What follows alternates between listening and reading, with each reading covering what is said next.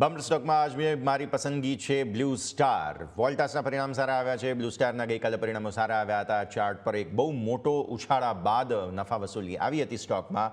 તો હવે હું એટલા માટે પસંદ કરી રહ્યો છું કારણ કે પરિણામ એકંદરે સારા રહ્યા છે. પ્લસ મેનેજમેન્ટને હવે ડિમાન્ડ સુધરવાની આશા અપેક્ષા પણ છે.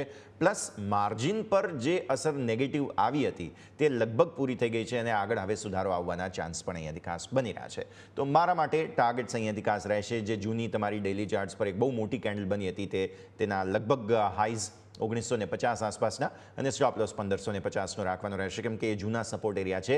પ્લસ થોડા લાંબા સમયગાળા માટેની આ રેકમેન્ડેશન છે એટલે 1950ના ટાર્ગેટ સાથે બ્લુ સ્ટાર આજે ધ્યાન પર રાખવાનો રહેશે. યોમિક, તમારા તરફથી કયો સ્ટોક આજે? જી યસ, બિલકુલ. હવે તમે બ્લુ સ્ટાર લીધો છે તો મેં બી આનો કોમ્પિટિટર્સ લીધો છે વોલ્ટાસ.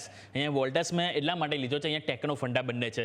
એક તો ફંડા આપણે જોઈએ તો ઓલરેડી કંપનીના પરિણામ ઘણા સારા આવે છે, નફો ઓલમોસ્ટ ડબલ થયો છે. હવે જો ટેકનિકલ જો વાત કરીએ અહીંયાથી તો ટેકનિકલમાં ફેબ્રુઆરી મહિનામાં લઈને અત્યાર સુધીમાં એટલે કે છેલ્લા 2 થી 3 મહિનામાં સ્ટોકે 1200નું લેવલ છે જ્યાંથી 5 વખત કંપનીએ સપોર્ટ લીધો છે. અને તમે અહીંયા ગઈકાલે પણ જોશો તો 1202નો સ્ટોકે અહીંયાથી સપોર્ટ લીધો અને અહીંયાથી સારી એવી તેજી જોવા મળી. ઇવન આજે તમે નજર કરો તો 3% તેજી સાથે સ્ટોક ઓપન થયો છે 1280 ને આજુબાજુ.